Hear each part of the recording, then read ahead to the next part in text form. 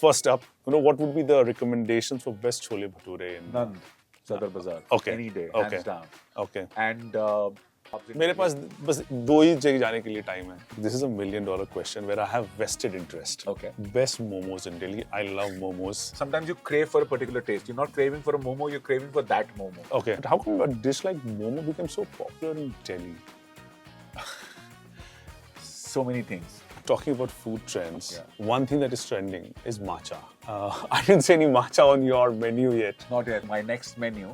Peated scotch or a mezcal? Mezcal. Butter chicken? Best butter chicken? Khi Khi. Okay. नहीं खाया है कभी. I will try it. 3 bourbons that every good bar should have. If you're talking about Delhi, then the Elijah Craig. Old fashioned or whiskey sour? Whiskey sour. Whiskey sour or whiskey smash? Hi everyone. Welcome to Sip by Sip with the Dram Club. I'm extremely excited because today I think we are going to do one of the most fun podcasts that we have recorded on Dram Club. Today we have a man who wears many hats. Chef, entrepreneur, restaurateur and storyteller. And somehow he does it all with a grand style. Please welcome Tarun Sibal. So Tarun, thank you so much for taking out time. Before we get started with some of the questions where we would like to explore your journey as a chef, as a restaurateur, I have a quick question for you. Please. As a chef and restaurateur, if there is one last meal, food and wine or food or whiskey, what would that be? That's a tough one, actually. I would prefer a breakfast buffet. I would want to take all of it. I love a breakfast buffet. It's my favorite part of the day, and I judge hotels by it. I like the spread. Right. I mean, if you can have all of it, then why just one plate? So the breakfast buffet. So I mean, a little bit of pancakes, some waffles, some cheese, eggs to order, avocado toast. Okay. All in one go. And with coffee then, I'm guessing, or a sparkling wine? Ice latte. Ice latte, okay. Got it. But I've done a lot of bubbly breakfasts as well. Okay. But I think morning ice latte would do. So let's say we are in Delhi right now. Yeah. Best breakfast spread according to you? I think the 361. Okay, I okay. think that's a fairly formidable breakfast spread. Right, okay, okay. I think a lot of 5-star deluxe properties do it really awesomely well. But I think I trained at the Oberoi. I have a soft corner for them. So. Okay, okay, fair. And talking about breakfast, I was reading somewhere as a child, you used to make crepes. Yes, I did. And correct me if I'm wrong, West Delhi originally from? Yes, Rajouri Garden. So, Rajouri Garden. So how did a West Delhi boy, and see, I'm talking all cliches here, okay? Yeah, for sure. Get fascinated with making crepes for breakfast? Thanks to Sanjeev Kapoor, okay. I got hooked on to Khana Khazana. And one of the first international things that he was teaching was crepe with mangoes. Okay. And it really got me excited. Okay. I told my mom I need all of this. She helped me in the kitchen. And I made it, didn't like it, never made it again. But I was really, really fascinated with creating something that I saw on television. I mean, I could see myself joyful. I can see my mum assisting me in whatever I was doing. Hated it, but it got me hooked. But what was a staple breakfast in your family growing up? Could be anything. I would have phases wherein I will only do a dal chila or a paratha or a puri aloo, all the basically primarily things that are fried, luscious. So as I said, breakfast for me is a very important meal. I actually wake up for breakfast, not the other way around. And sometimes if there is a confusion, this or that, I'll have both. So as a chef and an entrepreneur running almost 5 restaurants in different parts of the country, how would you describe your journey as a chef, as well as some key turning points behind all of these restaurants and the overall journey as well? It's been more than 23, 24 years that I've been part of the F&B industry. I wanted to be a chef all my life, but I wanted to do more than that. I wanted to be a chef as the stepping stone to become an F&B entrepreneur. Started as a chef, was a management trainee with the India Habitat Center, the Old World Hospitality Group, had the opportunity to work with the top chefs, work also with top management gurus. We were also being taught to become kitchen managers and profit center in charges. I did 3 years with Old World Hospitality, took a sabbatical, did my MBA, and ventured into food and beverage marketing, consulting, strategy work, and had a fairly robust 12 years of corporate life across Indian and international brands. But the domain was always food and beverage. I was always working within the framework of F&B, hospitality. I think the big shift happened when I started working for the French Ministry of Agriculture. I opened their subsidiary in India, and my principal mandate was to promote French agro. Primarily French agro, 90% of it is wines. So I got myself formally trained on wines again. But then while I was working at it, had the opportunity to travel for wine, hosted the biggest delegations that there are, wine-centric delegations within the country, hosted the Bordeaux Wine School in the country for the first time, and got myself qualified, did my WSET level 3, and became not a wine geek, but somebody who's slightly more matured when it comes to his wine understanding. From the French Ministry of Agriculture, the next shift happened was Fratelli Wines. I joined in as the marketing head. This is when Fratelli was very nascent. When I left Fratelli, it was second most consumed brand in the country, and all of this happened in the span of 4 years. My last corporate gig, I was a country manager for a German alcohol company. In 2014, I bid farewell to the corporate world. I said, let me turn rogue. This is not my calling. And I turned an entrepreneur in 2015. I wanted to come back in the kitchen. I wanted to come back to creating, telling stories, become the evangelist that I always thought I am.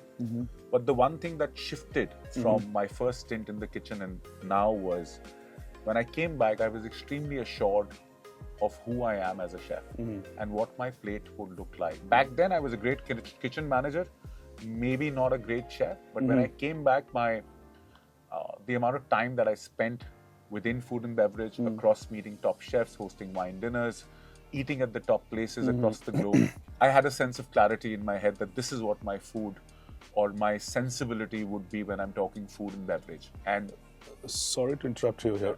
Just a question while you were how important is it to try different cuisines? Very. And also good quality so that you know you can differentiate and what you want to. Is it important? It's extremely important to eat out, experiment, see what's happening around. You know what? If I haven't had a pizza in Italy, how do I distinguish it when I'm being served in the US or in India? How do I say that this is Napolitana and this is not? Same is the case with, if you're being served dal makhni not in India, and if you haven't had a dal makhni, how would you decipher if this is good or bad or ugly, or this does not cut it, or this is very close? So eating out, I personally feel the best food is available on the street. Right. Because there's somebody who can do this in his sleep or her sleep. They've been doing this for that one particular dish for ages. I mean, so to answer your question, it is extremely important for chefs to be consumers first, to eat and appreciate, learn, get inspired, experiment, all of it. Right. And there's something interesting about the pizza. So I also studied in France, did my master's. And before that, all the pizza that I was used to eating was all your Domino's and Pizza Hut. Back then, they used to have these cheese-injected pizzas. I think about 2006-07. And I go to Nice. I was studying in Nice. And there was a pizza joint next to my university. €7 pizza. So whenever I look at from distance, दूर से देखकर, it was like tandoori roti type दिख रहा है. नान है. हाँ, exactly. And I'm like, इसके लिए मैं €7 नहीं दूंगा. हाँ, ये तो घर का है. घर का है, उसके ऊपर टमाटर और whatever. So then I think a friend of mine was going there. You know, देसी है, कोई और खिला रहा है तो try कर लेंगे. You know, that mindset. I'm not spending on it. Not spending on it. And when I tried that pizza, it just changed my perception about pizzas.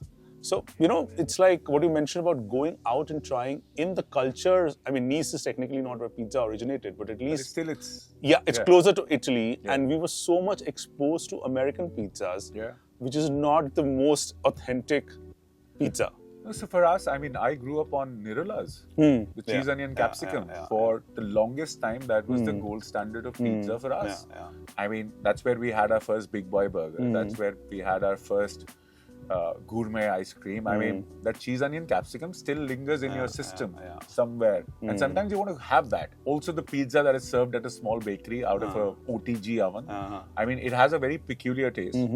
But till the time you have the Napolitana or even for that matter, a deep dish, you will not figure out that this is what a deep dish or a Napolitana should be like.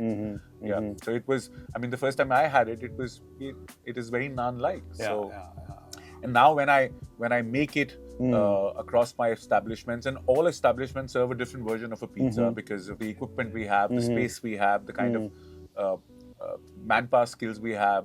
So like at Street Stories, we do a 48-hour fermentation and a wood fire oven pizza, and it comes out the way a Napolitana And Street Stories is in Bangalore. Yeah.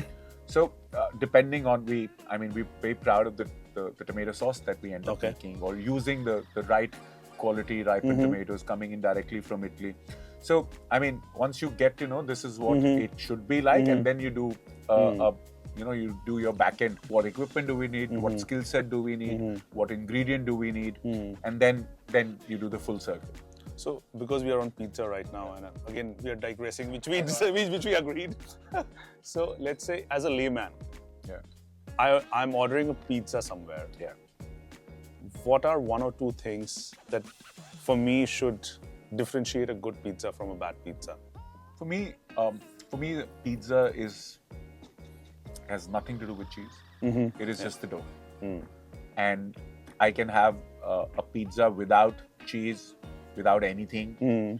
Just the dough being fresh bread coming out of the oven. I think that's the first clincher. I mean, is the dough fluffy? Is the dough crisp and soft at the same time? I mean, a pizza does both, like a naan. And then you talk about the tomato sauce. I mean, there is a fallacy in India wherein you will add so much to the tomato sauce itself.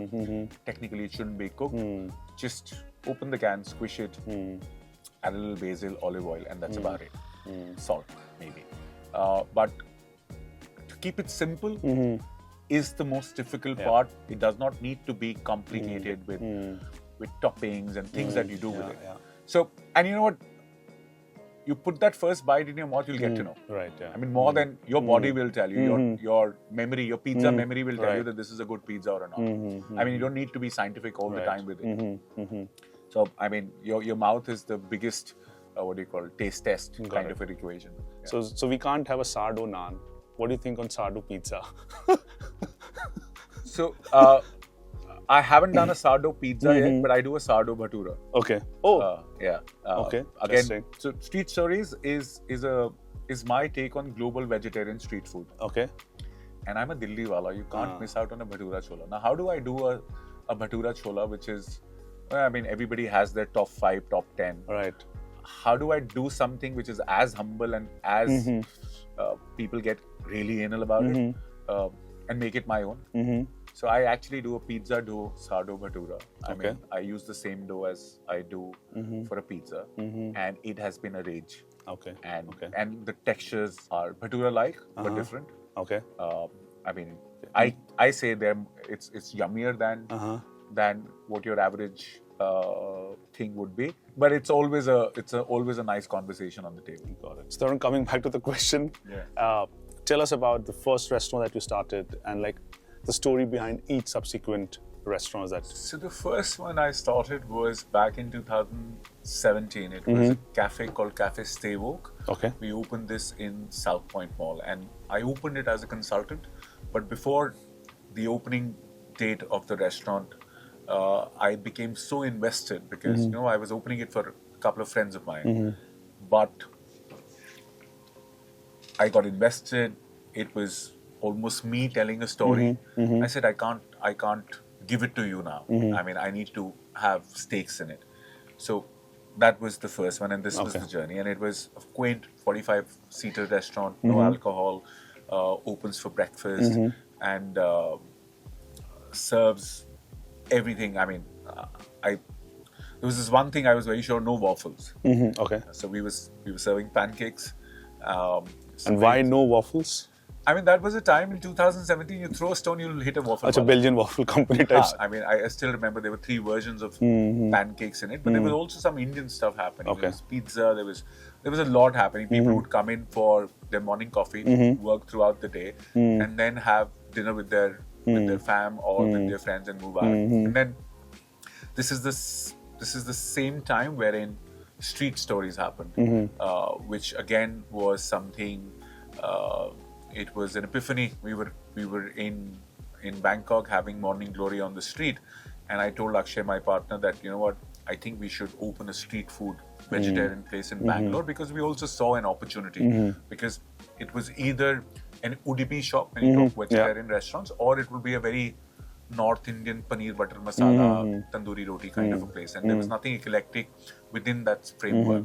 And he was skeptical, and I remember the entire project was a stalemate for 4 months because we couldn't decide whether this is the right thing. He had his inhibitions, but I stuck to my gut and said, no, we're doing this, and it became a case study of sorts across Bangalore and within the realms. There are a lot of people who want to get into F&B would tell a consultant, this is what we want. Can you can you do something like this?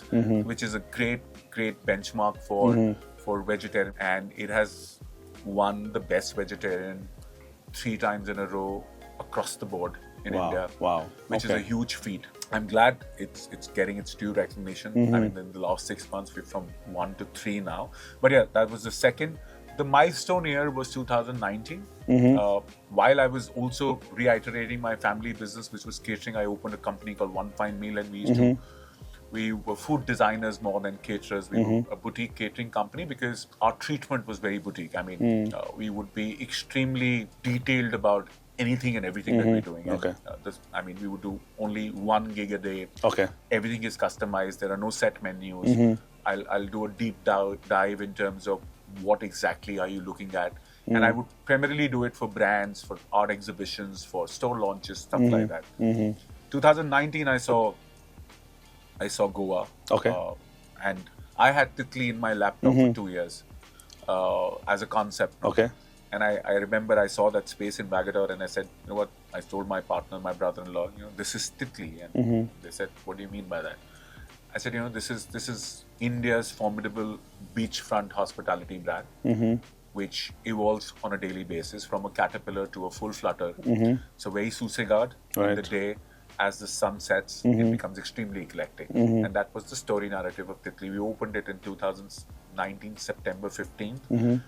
And then COVID struck. And then, you know what, I think everything went back to square one. We did not know. Hospitality for sure did not know what to do, because we were the first ones to be closed. We were the last ones to be open. Nobody cared about us. And unlike other people, we don't have any other skill set. Like, I mean, you talk about my team. If the guy is working on a tandoor, that's all he can do. He can't even move to the pasta section. Forget anything else. Like, it's not that I'm selling this, then now I'm selling mask or anything else. So yeah, it was a tough time for all of us in the industry. I think we were the first ones to open in 2020. We opened it on the 1st of October in 2020, and there was no looking back. I mean, then Titli became the OG Goa experience. I mean, the kind of love we got from across our patrons, it became a cosmopolitan space. It became the place to be at. And it's 6 years and we're still going strong. Again, now is the time to scale it up as well. But yeah, 2019, Titli, 20 again. Then we closed again in the second COVID. The second opened again, and then things took a completely different turn. We grew in leaps and bounces. 2023, I opened Khi Khi in Delhi, which is, I wanted to do something on my home ground. Also wanted to, Delhi has been home, so no matter where I am in the world, I'll come back to Delhi. So, and Delhi became a vacation for me for the past 5 years, in the sense that I would spend work hours in Goa, I would spend work hours in Bangalore, and I would come to Delhi, and it would be complete vacation. I would do nothing and just attend social events, be with the fam, trips, vacations. I said, this is not sustainable. I need something formidable to do in Delhi. And that's when I met my partner Navdeep and my elder brother, and we thought that let us do something in Delhi. And that's 2023. We opened Khi Khi in Delhi, which was a cosmopolitan or a contemporary Indian bar. And similarly, in 2023, we opened India's first agave bar in Goa called Barfly, which was a beautiful half an acre property with a old Portuguese, 160-year-old Portuguese Wow. villa, Okay. and serene settings. And yeah, so 2023 became again a milestone year for us. And we're now sitting 2025, and things are looking promising again. We've just signed up Titli, a new Titli. We are in the process of signing one more. Nice. Street stories from one has become three in the last 5 months, and there are plans to at least have 6 in Bangalore. And Khi Khi, we've done 2 very good years, and we've just started to now spread our wings with Khi Khi in terms of the kind of audiences we are getting, the kind of depth we have, the kind of programs that we are running, the hospitality standards that we've set up for our patrons. So God's been kind. We've just come back to a comfortable zone wherein it gives us now the platform to grow further and paint the canvas the way we intend to. Right. Like, I think I remember when I first came to Khi Khi just to have a meal on my own. Yeah. And what stood out for me was the bar. Yeah. The way the bar was laid out, and all those, I think, laughing, I don't know, caricatures or... it was very interesting, that whole... So Khi Khi was conceived in a manner... So it was based on satire. It was Jayesh who took the brief, and Jayesh Sachdev from Workbox. And we said that, you know what, we want this installation wherein we want 10 Indian women doing the Khi Khi. Oh, the 10 of them? The 10 of them doing the Khi Khi. Okay. And Khi Khi is not smiling. It's not even a laughter. It's something in the middle, and there is a quirky connotation to it. They are, it's like they're gossiping. I mean, you must have heard this game, Khi Khi mat kar. I mean, you're making fun of sorts. So, and we were making fun of ourselves and the over-evolved bar community or the bar scene. We said that you have blown up to unbearable proportions. Right. And we are taking a dig at it. So the entire beverage program was based on satire. Every cocktail was based on a pun, a dig at an over-evolved or over-consumed bar narrative. Be it clarification, be it aging your cocktails, be it a mixologist asking about your childhood before he fixes your old-fashioned. Okay. So we took a dig at everything. We took a dig at sustainability. We took a dig at something which is handmade or fermentation or geographies. We went all out, not at the cost of the drink. Right. The drink but we said that we can take a pun at ourselves and let it be easy. Also, the idea was to be distinctive enough because there are so many good formidable bars across the board in our city. So many in the vicinity itself. Right. So we said that we're a very honest brand. And we have nothing to worry about. There's a page on my menu which has my recommendations for other bars. So if you're at Khi Khi, you're reading the menu, you'll see a page wherein Khi Khi recommends other bars. Oh, okay. Because this is not the only place that you'll have a drink at, but now that you're here, we want you to go and experience the other top ones, things that you would like. Because if you liked us, these are the places that I think you would like. So we were very open about who we are. Okay. And we said that we're not competing, we're all together in this. We just wanted to give our consumer a distinctive experience, and hence this was Khi Khi. Right, okay. Yeah. So now I'm glad you mentioned, so let's say if Tarun has to pick 3 bars, and for our audiences, which would be those 3 bars? Not in this vicinity, but in Delhi, let's say. My recent favorite has been Dali and Gala in Bangalore. Okay. And you know what, I'm not a cocktail guy that much. I would go and I will sit at a bar, have a sparkling water, a beer, or a straight American whiskey, and very happy with it. Right. It's how a place makes me feel. So recent trips to Bangalore, I think Dali has been really, really good for me. Right.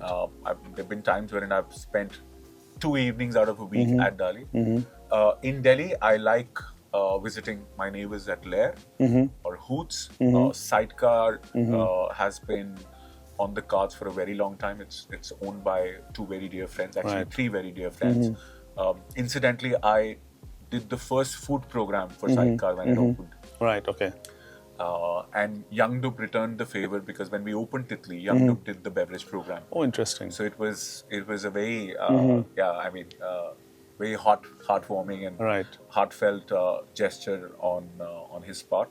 So yeah, I mean, And there are so many now. I mean, depends upon what mood you are in. Right. I mean, if I want to go to a slightly more peppier place, then I'll pick accordingly. Got it. Also, I think hospitality people are really very, what do you call, we don't do chick. I mean, Chick is left for the consumers. we're very happy if I have no chill about. I mean, if my beer is not the right temperature, I'll not kill anybody. Or if it's getting delayed, it's not an issue. We know that everybody can have a bad day. We have a bad day, and we are always very congenial to bloopers across F&B. Right. So I just like a place to sit, and I love going to bars alone. I love talking to people. I love talking to bartenders, understand their stories. And it's always nice to go back to you people that you call your hood. Right. Like, how important is it? Like, India mein, where I'm coming from, India mein certification ko bahut zyada value di jati hai. Like, where like I remember I was sitting in Burgundy with a winemaker, and like she has done no certification. Yeah. But somehow India mein, and because we were talking about WSET and everything, certification becomes suddenly like, supersedes your experience or your passion about or the whole intel for that matter, or intelligence about a category. I think it's relevant across fields. I mean, I've handled big departments, marketing, strategy. I have had IMs, MBAs working for me.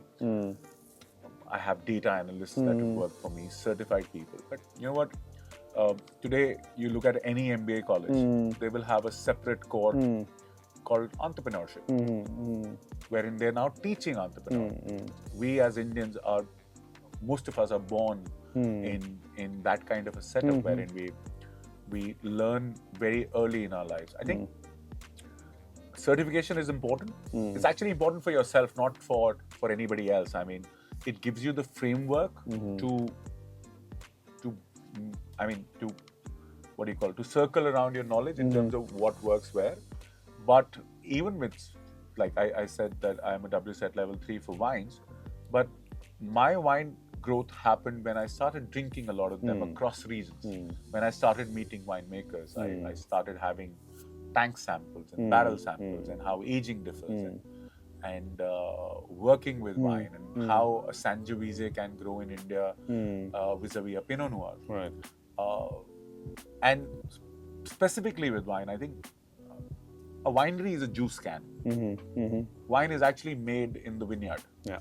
And you know what? How many saplings planted per hectare, the concentration of the berry, the way you treat them. I mean, there's so much, and that's something that textbook won't teach you. It's something that you see, imbibe, and work with, and understand from people who are doing it on a daily basis as a living, rather than like a 2 days with a winemaker can give you way more than any certification. And I had the opportunity to work with one of the best, late Piero Massi. We used to normally joke that he has more wine than blood in his system. And he's a big built Tuscan winemaker, been doing it for ages, had almost 40 vintages up his sleeves. And he used to do wine and olive oil. Olive oil not for sale, just for his own production and friends. But you see that man, and he would only speak Italian and wine. But not on any given table, he would not made sense. He would tell you what he has to about the wine with Italian and wine. No English needed.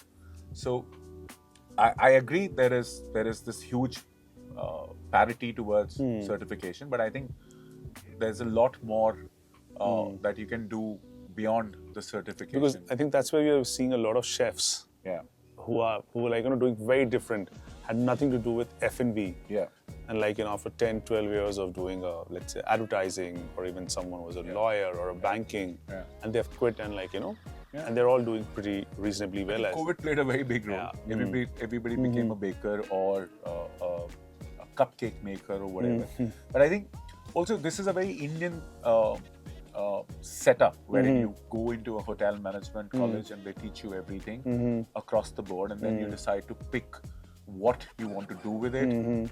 Half of us don't even venture into hospitality. We work with insurances. We work with tech companies. We're well groomed for hospitality and services industry. If I want to be a chef and I'm in France, I will start working in a kitchen when I'm 13. Okay.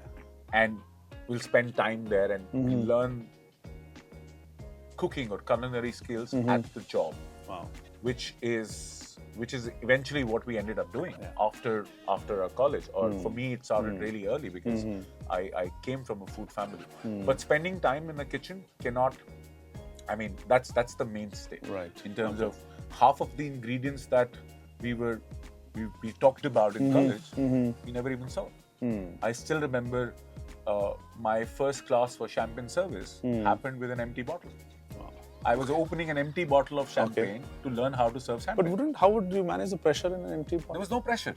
It was a mock. Okay. Yeah, because we were 18, 19. Right. How to open a bottle of sparkling. There are certain laws also in this. So we were learning stuff with this is what we read and this is how it's done. Right. The first bottle of sparkling that I opened was while I was at an industrial training, while I was at the Oberois. Okay. Yeah, and then you have to put all what you've learned, have the confidence that you can do this actually, not falter it in front of a guest, because it's an expensive bottle of champagne. So yeah, it's always important to be on the shop floor and then put your theoretical knowledge to practice. Got it. And not the other way around. Yeah. So while we're at wine, I have a couple of questions around wine. Yeah. Now, so are you an old world wine person or a new age wine person? Depends upon the day. I do not, wine was not meant to be this mystical. I always say which is the best wine, the one that you like. Yeah, so it could be Chilean on a day, it could be a Sauvignon Blanc, it could be something that is coming from New Zealand or coming in from the hardcore old school, old world regions from Bordeaux or Burgundy or Peurat in Spain or a Super Tuscan for that matter. So yeah, wine. I treat wine as wine and let the bottle speak, let the liquid speak for itself rather than the background and the history and the heritage. That's a great story narrative, but you know what? It's the liquid that will talk to you more than anything else. But any preferred grape varietals for you? There are many actually. I like my Pinot Noirs. Okay. I like the soft reds. Also depends upon what I'm having and what kind of conversations I'm having.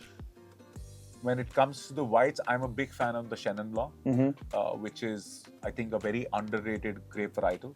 I think now that you mention, I've never given Chenin Blanc The due respect, right? But probably a good Chenin is can give a run to a Chardonnay or a Sauvignon on a given day.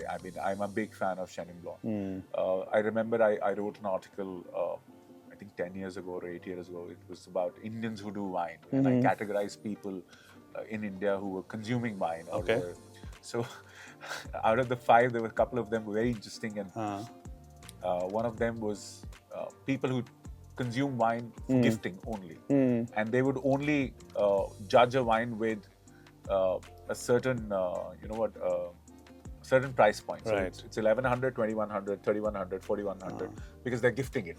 So they'll go to say, okay, अच्छी कौन सी है, कितने की है, and that's about it. Indian है या imported है.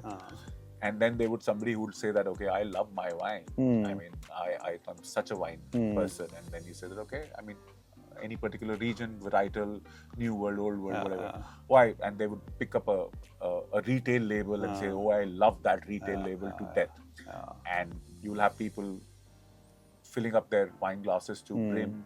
I've seen people putting ice in it. And I've seen people, for them, wine was almost like it's their birthright, especially in India, that this is, we know wine and you don't know. Wine was not made like that. Wine was you open a bottle, you drink it. You like it, you drink it again. It was as simple as that. We are the ones who mystified wine. I think one of the key reasons wine has taken so much time to evolve in India is that we have actually made it into this so many rituals, so many nuances. I mean, there's a इतना ज़्यादा storytelling build कर दिया है, like that whole halo around whiskey has become so much. But whiskey ना Indians के साथ एक चीज अच्छी थी, ये smooth है ये नहीं. So हम whiskey पी तो रहे थे. It was even with the so much of halo around it, we were not shying away from consuming it. Right, yeah. So wine के साथ एक और problem थी कि यार ये, I mean, what's the point of spending 2,000 rupees of a bottle and I'm not even getting a kick out of it? So there were multiple things that were not working for wine. Half of the people, I remember I was talking about the research that we used to do. Half of the people in India do not know how to open a wine bottle. I mean, thanks to screw caps now, but and even with hospitality, a lot of people within the trade, especially the young bunch who's coming fresh out of college, has not opened a wine bottle, and it becomes tricky on the table. Glad you brought the screw cap thing. Tell me, are the screw cap wines inferior? Is it like... No, not at all. Okay. Not at all. It's just that the cork has seen the test of time. Like if it's a 100-year-old bottle of wine which is selling at an auction, it's a cork bottle. I mean, give 100 years to a screw cap and then we can talk apples to apples. But a screw cap doesn't make a wine inferior. There are synthetic corks also today. So, I mean, there's so much. Got it. It's the liquid. Also, at what price point you're buying it. Sometimes a 2,000 rupee bottle will give you more joy on a given evening because that's what the surroundings is. You're drinking, chilling with friends. Vis-a-vis a very uptight, sit-down, tasting menu paired with wines, and you'll say, okay. I mean, I find it difficult because sometimes I don't get the kumquats, and it's completely okay to understand the fact that आपको kumquat नहीं समझ आ रहा है, नहीं आ रहा नहीं, इसमें cut grass नहीं पता लग रही तो नहीं पता लग रही. Of course. आपको guava आ रहा है तो ठीक है. नहीं भी आ रहा है, as long as you're liking it, enjoying how it feels.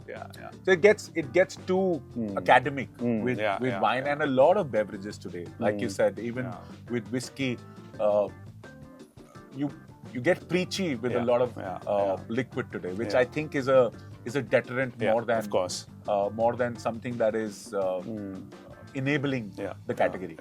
But also now, because we're just, let's say someone who is watching this podcast, listening to you, if they have to sort of create a wine cellar at home, and given we are in India, what should be the grape varietals that they should ideally look at buying or stocking up, which pretty much covers them for the entire season, or different occasions or seasons? Okay, so before even we move to a great varietal, if it's a 2,000 rupee Indian wine vis-a-vis a 2,000 rupee Chilean, South African, buy the Indian. Okay. You know what? So an imported bottle of wine would have 12 times the price shift from the country of origin to what you're getting at the local wine shop. So if you're getting something at 2,000, its actual cost is $200. So I would rather have something at 2,000 which is Indian, superior quality, because that's a retail wine there. Who's seen 3 months of a container, peak heat. I don't know how it's taking care of it. Right. So it's always advisable to match that price and quality kind of perspective. Okay. In terms of a grape varietal, you should have, when you talk about whites, you should have a Chardonnay or Sauvignon Blanc for sure. I would prefer a Chenin. Right. Okay. But if you have just these two, you're kind of sorted. For the reds, it becomes slightly more different because you get a lot more blends. I would want to start with a good Pinot Noir if you can get your hands on it. Then you should have one blend. Okay. And I think the Portuguese do really good wines when it comes to blending of grapes. I'm a big fan of Sangiovese because of what I got accustomed to Sangiovese with the Super Tuscans and what we did at Fratelli. That's a thing. But the one most popular blend or the two most popular grape varietals that work in India is the Cabernet Sauvignon and the Shiraz. Okay. Yeah. Okay. If you want to have an anomaly, have the Cab Franc rather than the Cabernet Sauvignon. That's slightly more jammy, slightly more palatable, slightly more fruit forward than being peppery. Okay. So I prefer a Cab Franc to a Cabernet Got it. Sauvignon. Okay. But you know what? If you're coming in from, say, like if your wine instincts have come in from the US, then Cab Sauv becomes really important. Okay. If it's the Italian side of things, then the Sangiovese comes in. When you talk about Bordeaux, then blending really works. Got it. Okay. So yeah, I mean, but you don't need to have a huge play because then you're just a collector. Right. But if you have these 5-6 grape varietals or 2-3 different regions, I think you're fairly sorted to have a fairly eclectic wine evening or a wine day. Got it. Okay. Okay. But half of the Indians will use it in a sangria, so that's also. And it's like I think sangria was something very interesting. So when I was studying in France and when I started working in France, and then I moved back to India in 2011 and there was this party that was happening, and they wanted to make a sangria. I had never heard sangria before, and someone asked me like, "अरे तुम तो बाहर से आए हो, तुमको sangria नहीं पता है?" बोला sangria नहीं पता. I googled up what is sangria. I didn't even know sangria what sangria was. I googled up it's a Spanish thing. Yeah, it's a Spanish thing. See, I didn't know about it, Yeah. and then I realized that France में तो ये कभी नहीं पियेंगे sangria. हाँ नहीं पियेंगे. They're it's fairly purist. And within France, I mean, there's so much distinctiveness in terms of across price points, values. I mean, you go south of France, different. The Rhone Valley is completely different. But they rejoice it. Whatever produce they have, whatever liquid they have, they're not competing within themselves. They're not contesting anything. They're saying, this is the best wine from our region. And that's about it. Yeah, People are rejoicing. They're all very different. Like recently, not about 4 or 5 years ago, I discovered rosés from this particular region called Bangalore. Okay. They're some of the best rosés. And it's like, but again, you have from the south of France, some phenomenal roses coming again. And each of them positioned this very differently, as you said. The way the sun hits the coastline, I mean, pink is summer, chill bottle. So back to your question, I think I missed out on putting a rosé in your collection and a good sparkling. And it could be a Prosecco, it could be a Cava, it could be a Champagne. And now you get some very, very good Indian sparkling wines as well. I mean, this will cover the entire jing bag. Cool. So on the food front, what was one food trend that you captured or saw early before it became cool or normal? I can't say I saw it early, but I saw it before a lot of other people saw. A couple of my colleagues, gurus, saw it similar time. I think this entire concept of modern Indian is something that I latched on extremely early in the day, and my sensibilities or what I thought about food came in very handy, and it was extremely matchable. My own personal sensibilities and what I think about food and what I want to try with food. Modern Indian became my go-to zone for that matter. I've opened places that have nothing Indian in them also. I've opened places which are I always open places with a mood board. Like if this requires this, then this is how the menu would look like. So it's a complete story. It's not the menu first. It's the place first, and this place should have something like this. But in terms of a trend or in terms of what I picked first was modern Indian as a concept, evolved Indian, modern Indian, hated fusion. Got it. As a concept, I think elevating something which has been around was the thought process, and I work with a food philosophy called gourmet casual. It's very gourmet, but it's not pretentious. It's extremely casual. It's great flavors, great textures, but there is a sense of ease to that entire plate or how I have treated it. The idea was to make something which is non-approachable, extremely approachable, something that you know, exciting, and something that you don't know. I would want you to try it and make it in a format which is way more approachable than it seems to be. Got it. So this was the entire concept about how I looked at trends, and Got it. and you know what, we make trends. I mean, it's what we shelve out becomes a trend rather than the other way around. If we stick to our gut and we keep throwing it, I you know what, for me the biggest case study in food and beverage today is creamed corn, or this. I still remember 20 years ago there was this guy who started a kiosk in one of the malls in Gurgaon. The roasted corn or the creamed corn or butter corn. Okay. You know what? 20 years ago that was one shop. That guy killed it. We've been corn eaters all our life. Just this is the way I mean. So trends are also what we shelve out and we have our conviction into. I remember when Indian Accent opened, it took time for it to get the eyeballs of the mainstay of the audiences. But huge respect to the team behind it. That the fact that they stuck to it. So trends is something that we are convinced about and then we shelve it out. Fair. Got it. Yeah. So coming back, like for someone who likes food, and I don't know anything about food, and for benefit of most of our audiences as well, what is modern Indian? Just help me understand. So it's modern Indian is where I personally feel that you're being very honest with the cuisine. And B is when you have, it's a plate when 2 + 2 is not 4.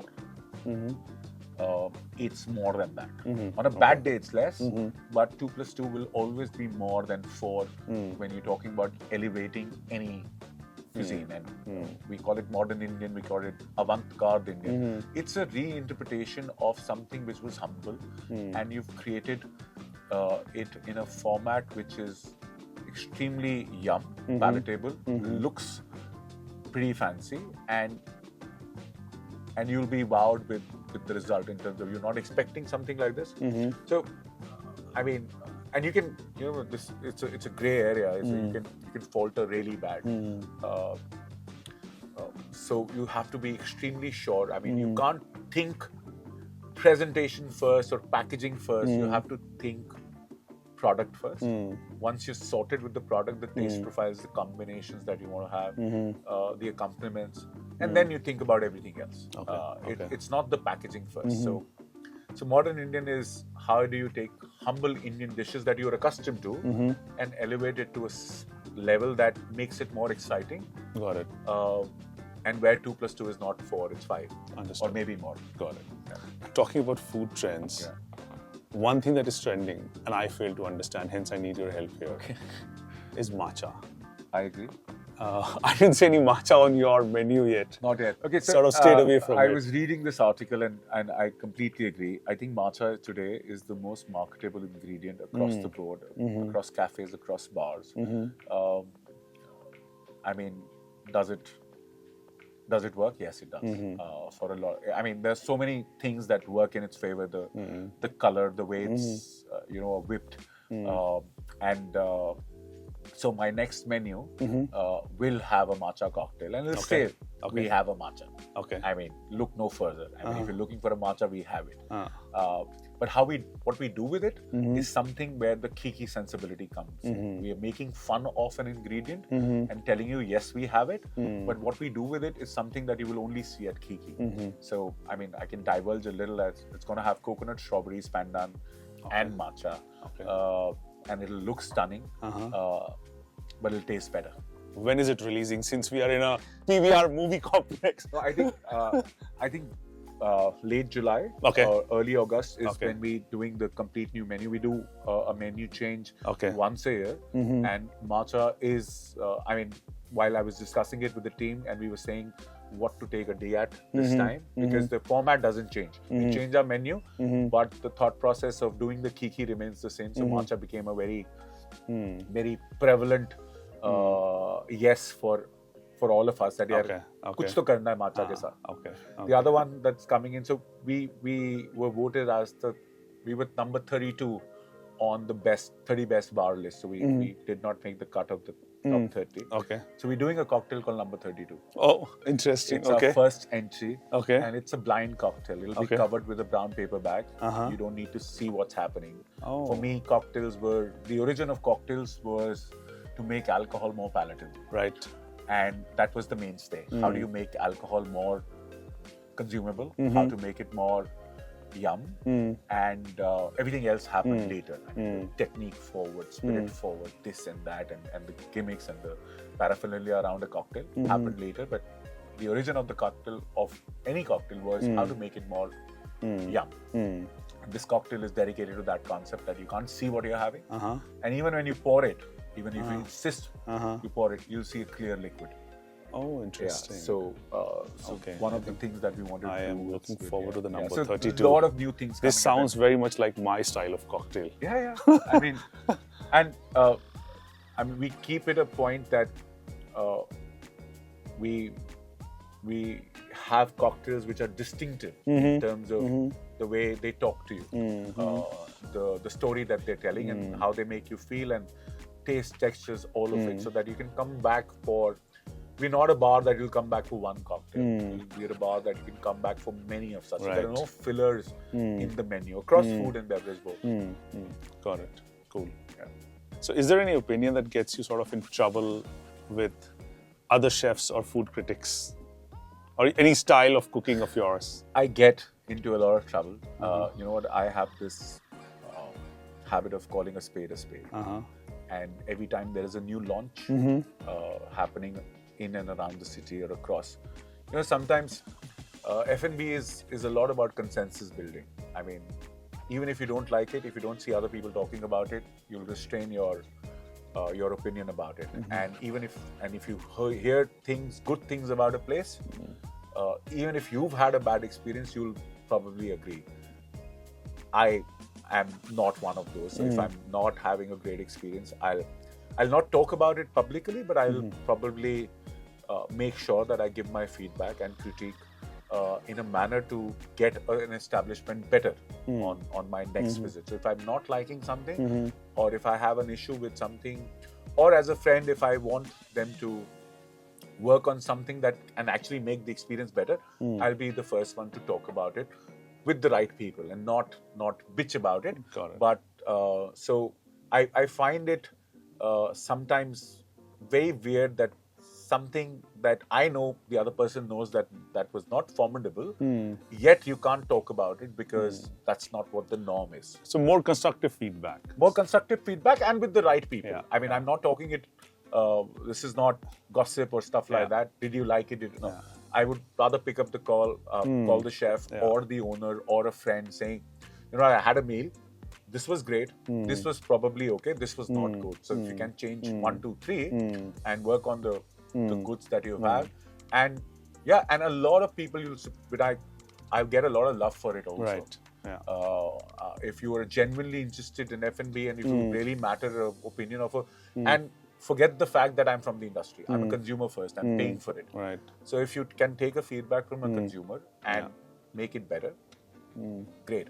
Also, I think there are a lot of chefs who are great managers, run great establishments, and you ask them what's new on the menu, and they'll know how they can't think new. They run great ships, but when it comes to thinking new, pushing your boundaries, I think a lot of people fall flat, and that's something that I want the industry to really work on, and then I think that's spread their wings. That's a very important, because now when I'm talking to you, I just realized as a chef, someone who is creating constantly an experience, a storytelling, right?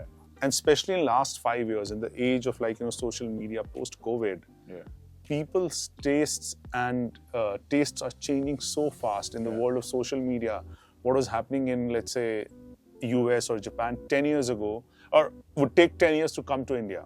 Today it's like instant, right? So like it's a thankless job being a chef.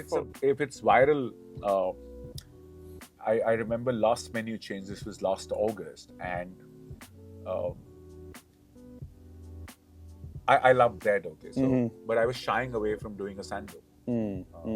I was pushed to do a sando because it was something that I thought doesn't fit. I mean, it just didn't satisfy my creative juices. But today it's one of the best-selling dishes we have on the Khi Khi menu.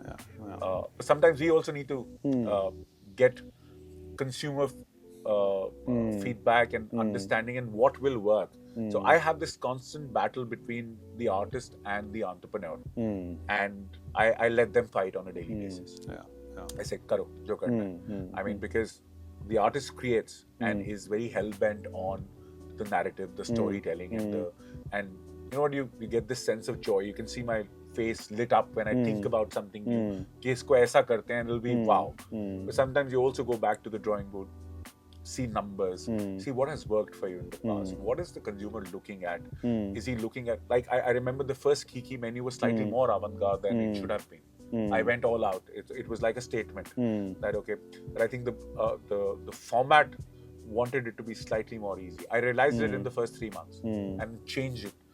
So also the good part about any F&B entrepreneur personnel is to be fluid, to be nimble, and be able to change before it gets too ugly or it becomes too difficult.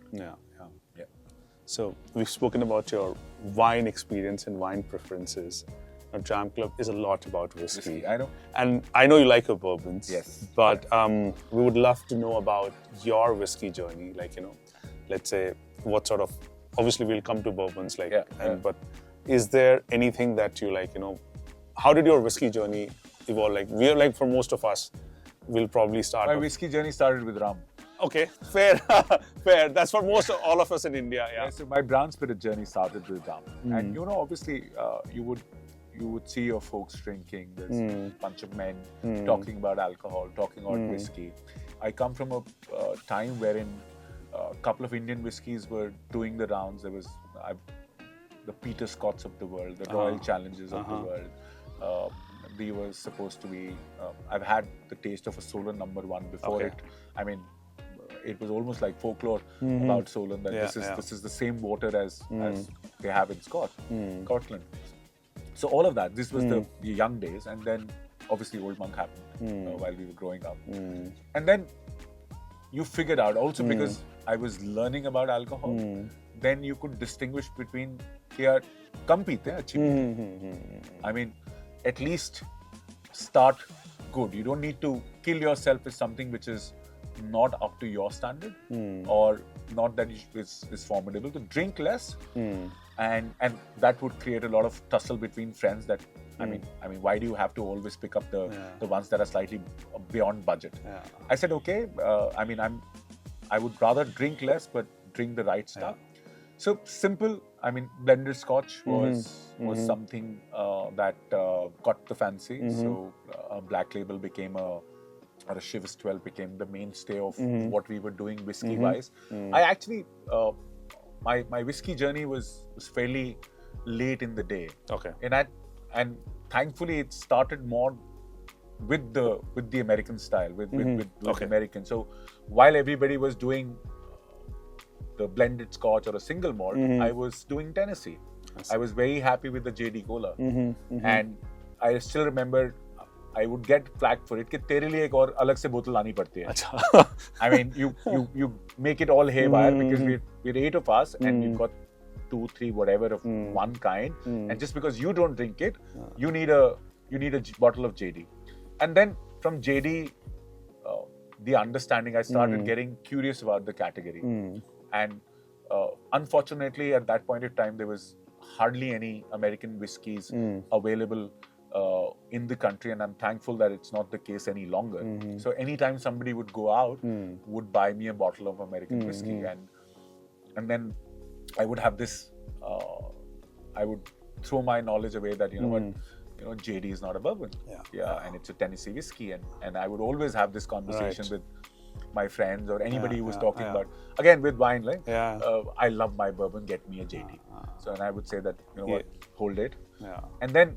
One thing led to the other, and then I moved to my first bottle came in as a Buffalo Trace, which was interesting, wild turkey. For the longest time, I've been on a Woodford Reserve, because that was the most elevated bourbon whiskey that you will get in India, thanks to Brown-Forman. They still at it. It's not available in Delhi. I am not a big fan of it. The closest equivalent in Delhi is an Elijah Craig, which Oh, is yeah, it's phenomenal. which is my go-to whiskey, a Jim Beam Black. Yeah. Today we also have, I think, there's Sazerac Rye on the table. There is a Maker's Mark.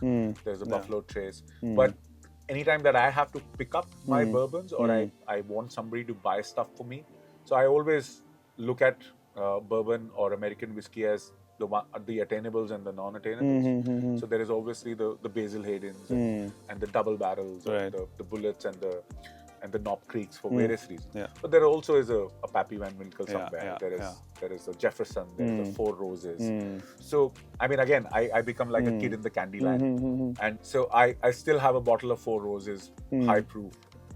I think it has 20 ml left, but it's still sitting pretty on my bar. Okay. I'm not drinking that 20 ml because I don't want to throw that bottle away. Right. So it just also one thing that accentuated my bourbon journey was whiskey sour. Okay. I mean, there was a time when I was only doing whiskey sour or an old fashioned. So a good, it's a fallacy that a good bartender could make a good whiskey sour or a good cocktail. You know what? It starts with the liquid. Right. Yeah. So a good liquid in a good cocktail is the most critical part. So Absolutely. I would not have a whiskey sour with the pouring brand that's being served. So I'll pick a bourbon or pick a rye and then tell the bartender, can you do a whiskey sour? This was one of my favorite cocktails. I've obviously moved away from it. I mean, I don't know for how long, but I thought it's packed with a lot of calories, and I said then I switched to doing my whiskey straight. With ice and just an orange peel, and I could be with that glass for a long time. I could spend the entire evening on whiskey, making sure that I'm playing the host while entertaining myself as well. Got it. And also, like now, I think no conversation about whiskeys in India would be incomplete, or would be complete without mention or talk about the Indian single malt, right? Like they've just taken the, country and the world by like a storm. For sure. What's your take on the couple of questions I have here? So, what's your overall take on the Indian single? Because you worked with a couple of brands as well, right? I think Gyanchand and Longitude 77. Yeah, I did some work with Gyanchand, did some work with Longitude. Had some very initial interactions with Indri as well. Right. So yeah, I mean. So what's your take on the overall Indian single? I'm sure you've tried these. And then next is, I feel Indian single malt, even though they sort of came into the limelight much later. Yeah. Somehow Indian wines could never come up to the same sort of capture people's imagination or consumers' imagination in the same way as Indian single malts have done. So I'll answer that. So I think the Indian single malt journey started with Amrut. As a brand, and again there was you've not done an Amrut, but you know about it. Yeah. You would know the story that most of it gets exported. It's one of the costliest Indian alcohol. आप चंडीगढ़ जाके लेते थे, अगर आपको मिलती थी एक bottle. So that's where the Indian single malt conversation started happening. But I think there are a couple of brands that have moved very strongly and elevated the category, while others are still figuring it out and playing the boutique route. I think Indri has worked really well for itself and more so for the category. Right. Today, Rampur is an excellent liquid. Again, a very duty-free, I have one in my bar. But I think Indri, what they've done, and with Longitude and Godawan also, I mean, these are big bigs being pushed. I mean, Diageo doing a Godawan 1 and 2, and a Longitude, and all these big, the Pernod and the Diageo saw the opening within the Indian single malt category. Also, I think, who's moved to an Indian single malt? The blended Scotch drinker. Not the Indian blended drinker, not the IMFL has not moved to the Indian single malt.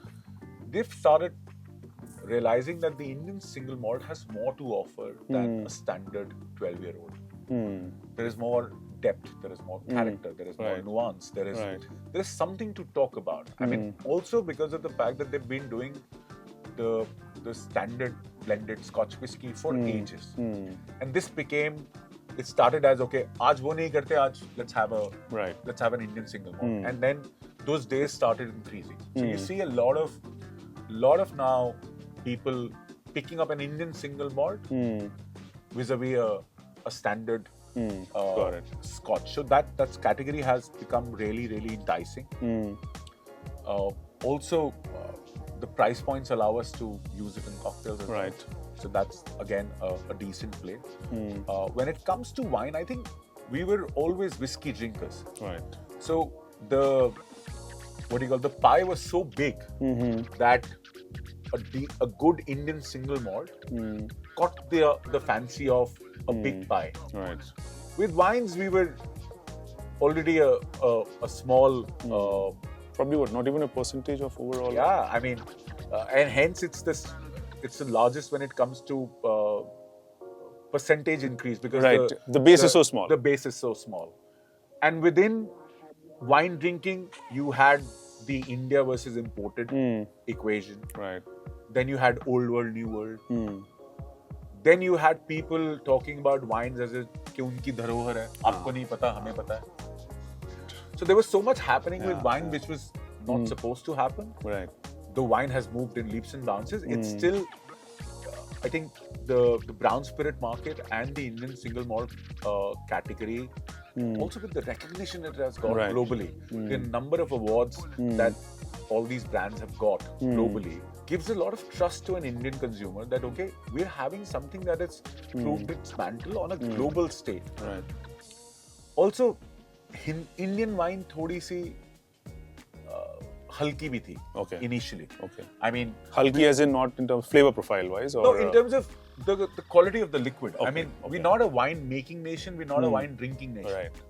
With alcohol, we were always a wine drinking. With alcohol, with whiskey, we were always a whiskey drinking nation. Wine में तो दोनों नहीं था. हमारे the oldest vineyards are how old? 20, 30 years? 25 years old. Now you compare that to something which is 2,000 years old. There's no parity, right? So we were also getting the hang of making good wines. It's actually now that I can say that, okay, you know what, India has started producing some really kick-ass wines, which I might not have said 15 years ago. Got it. Like some of them was nice, some of them was doable. This you shouldn't have. Got it. So Got it. With alcohol, with whiskey, I think there was a lot more thought, a lot more expertise going into creating of that liquid. Got it. So also, like, someone who has a pulse of people's taste buds and the F&B industry, do you, let's say if a new, and I'm sure there are enough brands launching out there. Yes, for sure. As an entrepreneur, as a chef, is there anything like, a new and upcoming alcobev brand? Like, they all, some brands make, not every brand makes it to the Indri level or let's say, any Amrut level, right? Where is it that brands can sort of improve or get the consumer right? Like, or the TG right and approach them in the right way? Like any... I think what Rakshay did with Pistola is a case study in itself.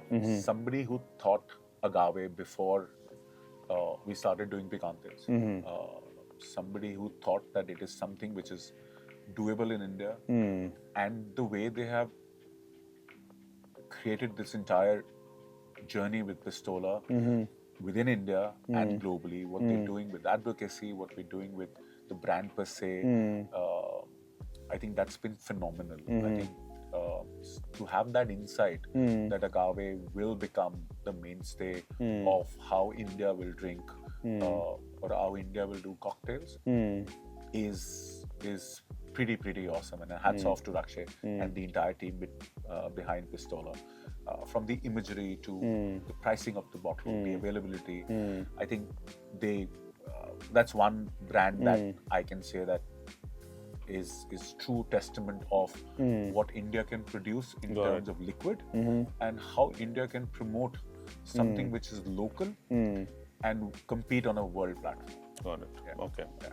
So and on that same line, now tequila is the most trending spirit. I mean, at least in our conversations. Yeah, for sure. So, like, people I interact with. So, according to you, what has sort of taken tequila to the level that it is right now in terms of curiosity, consumption? I think that there are more than a couple of factors. One thing that works with tequila and mezcal and agave is that it's one of the most healthiest form of liquid that you can consume. There is a notion that you'll not get a hangover.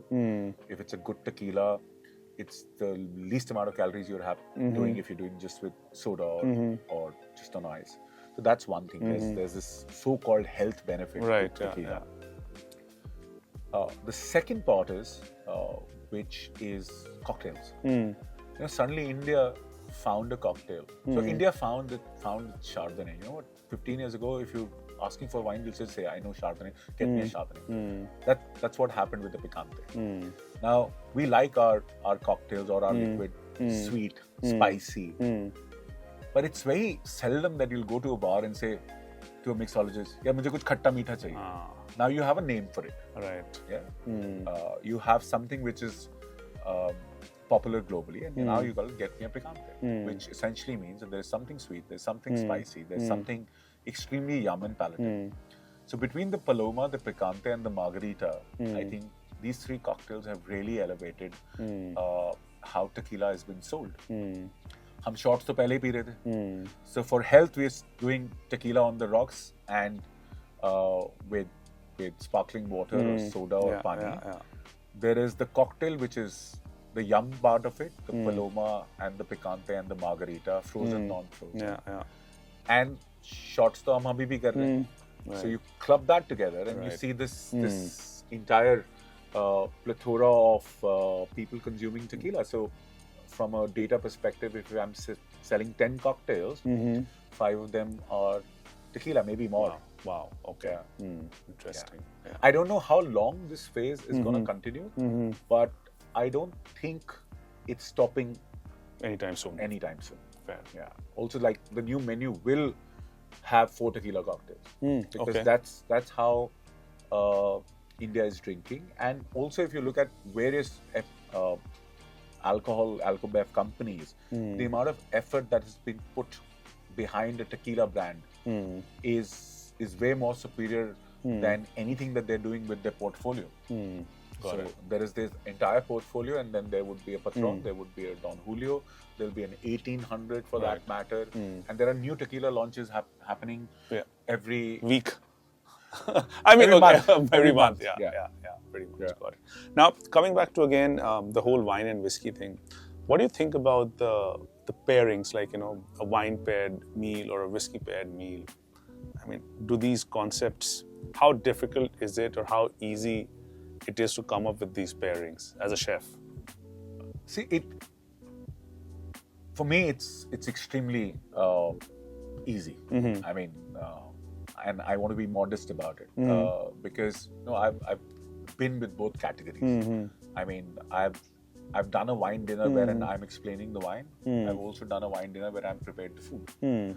So, and the entire narrative when you pair is what do you want to highlight. So if I'm showcasing 5 wines, then my entire food plate journey or whatever plates that I'm serving are meant to enhance the wine experience, not the other way around. Same is the case with whiskey. If my idea is to showcase a 12, 15, 18, 22, then my food is basis or is done in a manner that accentuates the notes of the whiskey or the cocktail that you're having, and it's a pairing. It becomes difficult. Sometimes I get a lot of flack that khana zyada khatarnak tha. I mean, the food stole the show. Yeah, fair. So I sometimes have to restrain myself. That okay, let the liquid shine more than anything else. It comes in extremely handy for me because I understand flavors, textures, profile, notes, primary, secondary, and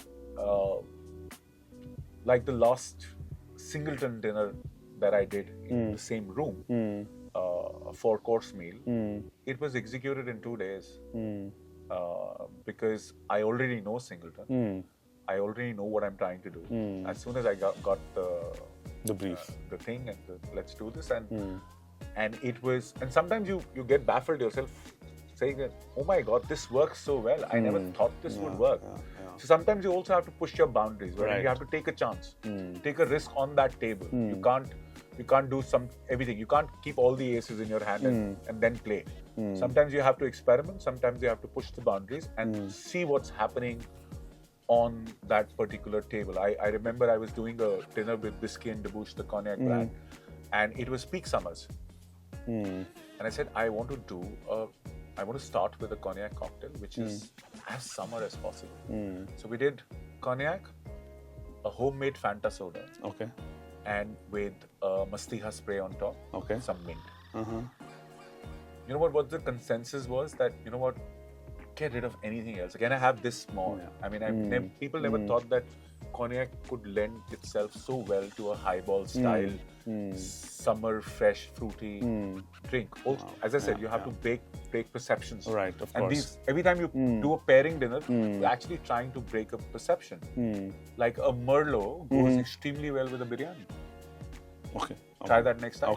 All right. For me, it works. It's like a match made in heaven. Sure. I mean, you can get rid of everything that's thought white before red. I mean, lighter to heavier, this to that, red meat with that. It's your playground. Do whatever you feel like. But next time you do try a Merlot with a biryani and see what I'm talking about. Done. What about, let's say, because since you like bourbon so much and it's your go-to spirit now, what would be like a couple of classic pairings that you could think around bourbons? For someone at home, like again, like people don't have to step out. So one of the critical reasons for me not going the Scotch route and bourbon was, and picking the American whiskey was, when you talk about American whiskey, you talk about flavor, taste, notes. I mean, vanilla, caramel, smokiness. I mean, it's very food-like. So that was the one of the key reasons that I picked or started having a bourbon than this. And when you want to pair this, it's so versatile that you can just do a bourbon pairing with chocolate.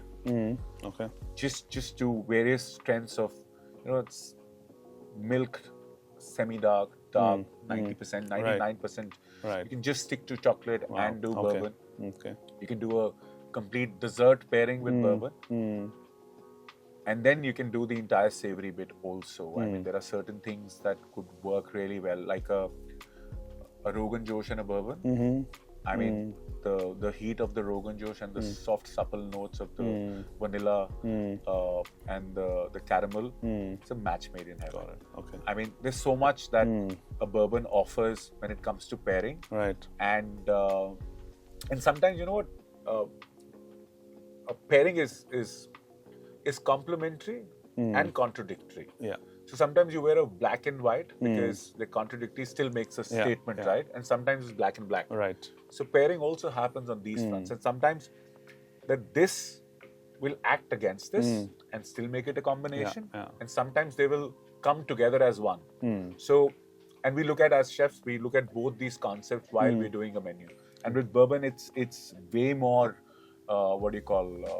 I can experiment more with it because of the notes, the flavor profiles, which are slightly more palatable when it comes to the Indian audiences. I think for me, what I like about bourbons is they can be, they are not as complex as a very aged Scotch, but some of the flavors that I get in the bourbons, they're bold and intense. Like, it's whether you're getting the vanilla, whether you're getting the caramel, whether you're getting a bit of honey. Like, for me, one of the notes that I get in most of the bourbons are maple syrup. It's like, I mean, it's maple, cinnamon for that matter. I mean, you can actually pair bourbons with spice. I mean, you can cook various things with one spice as the hero, and if you pick the right bourbon, you'll match the spice to spice, and hence I said it's fairly versatile. And there's some part of me that agrees the fact that, you know what, it's not as complex, but when you do a deep dive, it is as complex as complex can be. So you start drinking a bourbon because you find it slightly more easier, palatable, congenial. Mm. But when you get into it, you figure out that the nuances between A and B, and it's very Different. similar to any other liquid. Yeah. 3 bourbons that every good bar should have. Depends upon the availability. If you're talking about Delhi, then the Elijah Craig, the Buffalo Trace, and the Jim Beam Black is a must-have for any Delhi bar.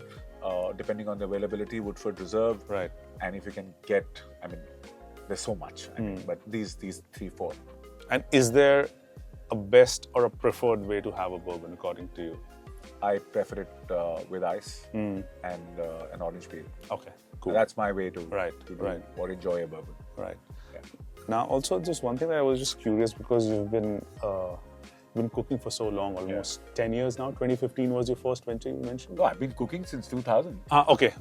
I mean, my first stint was 2003 to 2006, so I've been cooking for a very long time. Right. But yeah, I mean... So, do you remember one night or one occasion where you were cooking and either almost like Murphy's Law, everything that had to go wrong went wrong, or it was so surreal that everything was like just perfect?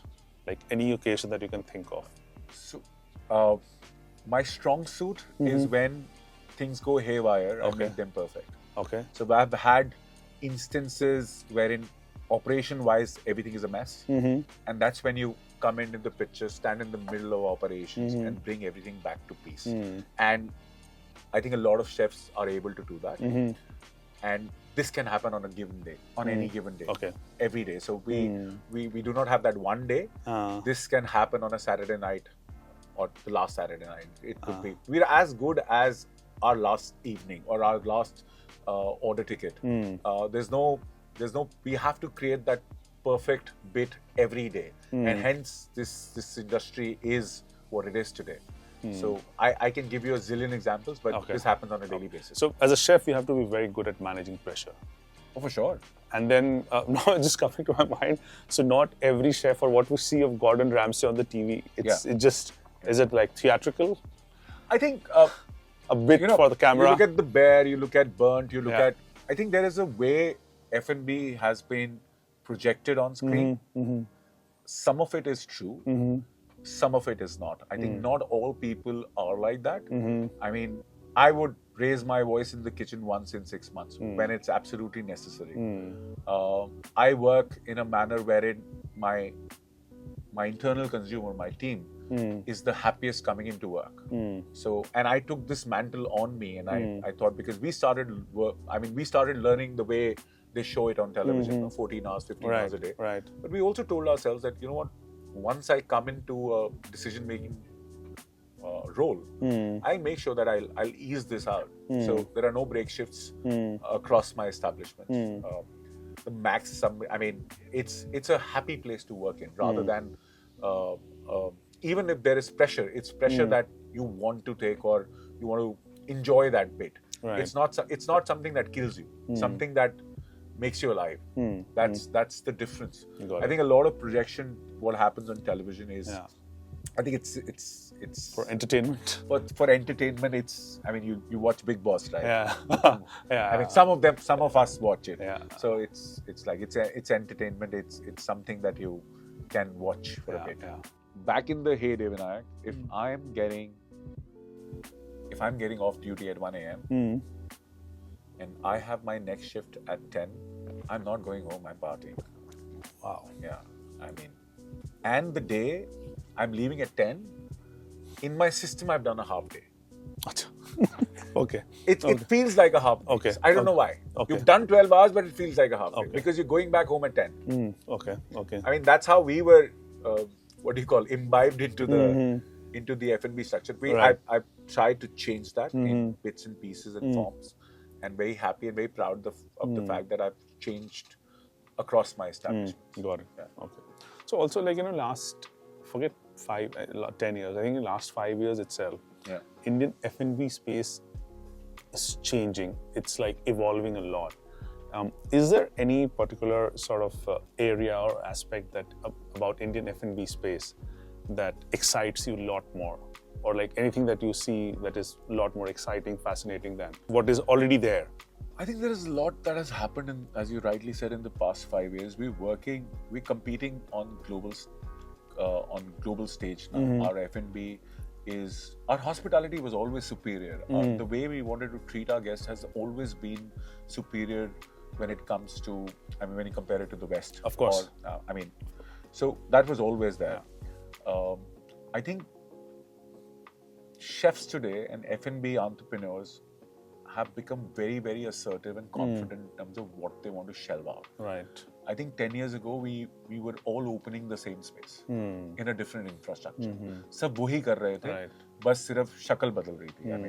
I mean, case in point in a Bangalore, this was as relevant till 3 years ago. I mean, if you look at the Bangalore scene, it has changed in the last 3 years. Elsewise, you would be opening the same thing with a different name at a different location. I think that assertiveness that has come, the confidence in shelving out a concept has become very, very strong. And that's something that, and it could be anything. It could be across restaurants, bars, delivery, any format. Got it. I think that conviction and the chef taking the center stage or an F&B entrepreneur taking the center stage saying, this is what I want to do. And no matter what you tell me, this is what I'm going to do. Got it. In whatever space that would be. मैं मिठाई बना रहा हूँ, मैं सिर्फ मिठाई बनाऊँगा. I'm just doing one dish called dal and I'm going to deliver it to the world. Right. Or I'm opening an omakase bar. That's another term that has been yeah. So this what's the other one? There's this omakase and the izakaya.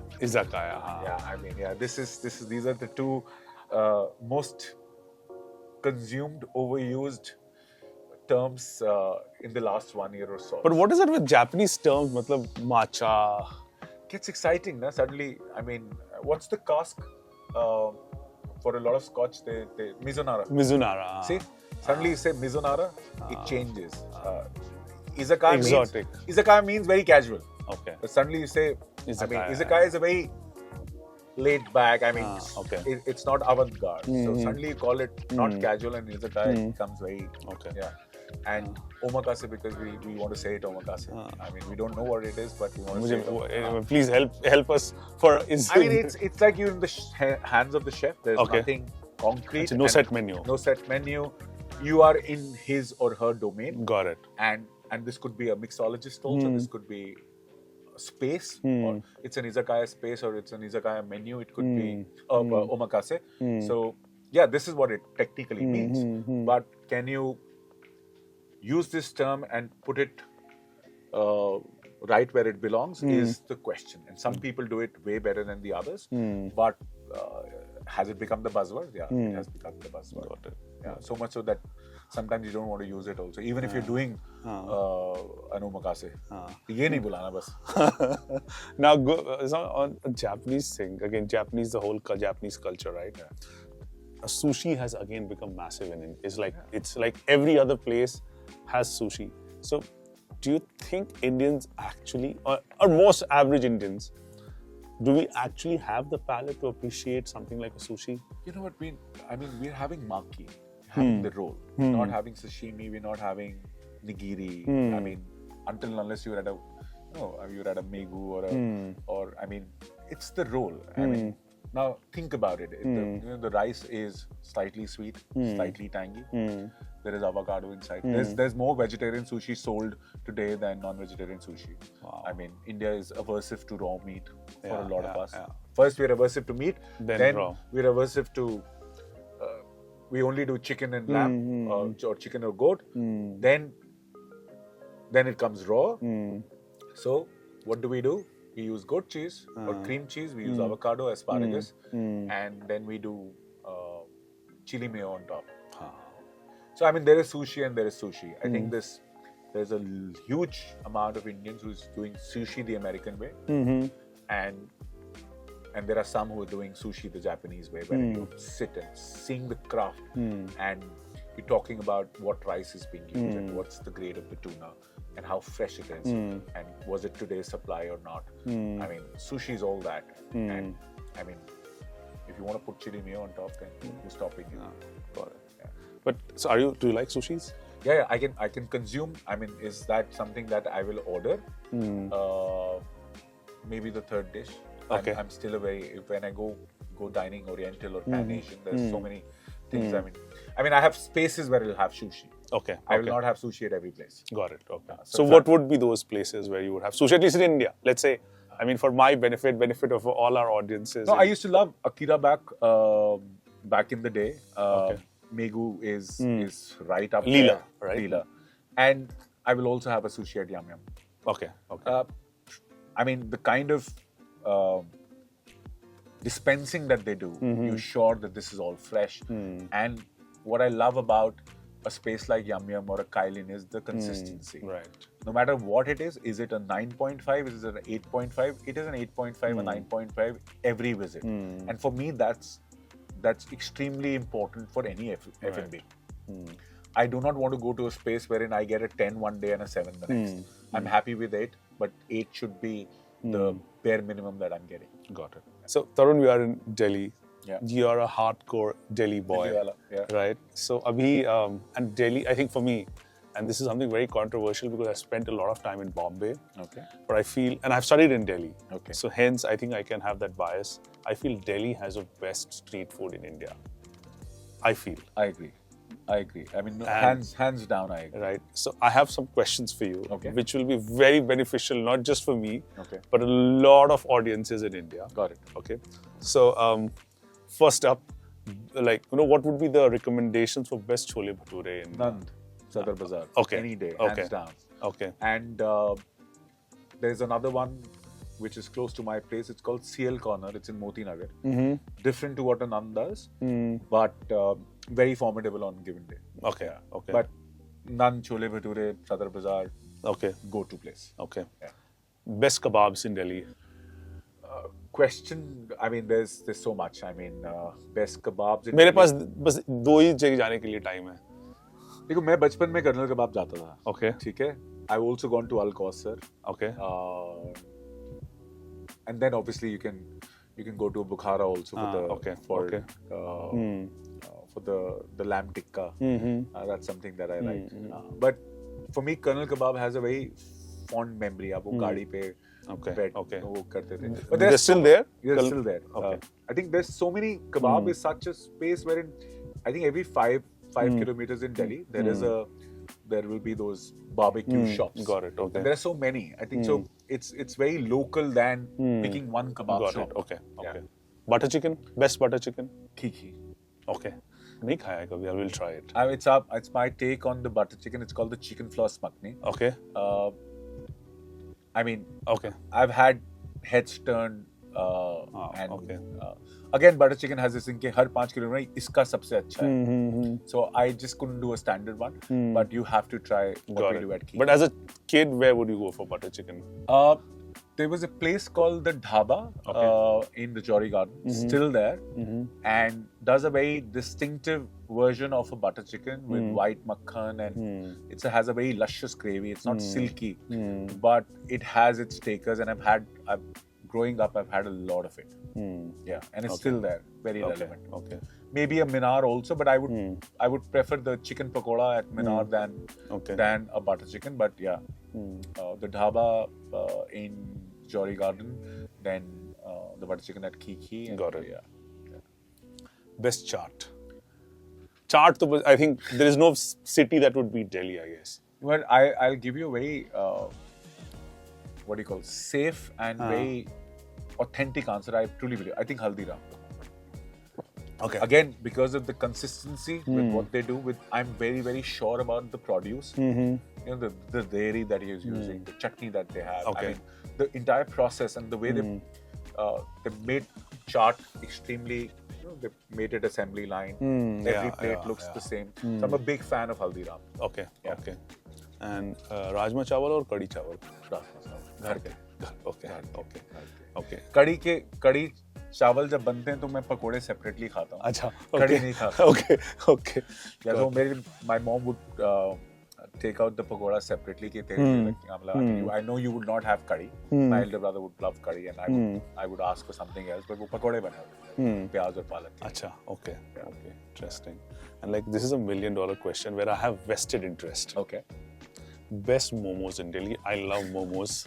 मतलब college days में everything special occasion, पैसे extra हो गए momos, date पे जाना है momos. So for me, momos has a very, and it's hard to get like, you know, because places have also changed. So like your go-to place for momos. So best memories for momos could be Chanakya. Okay, yeah.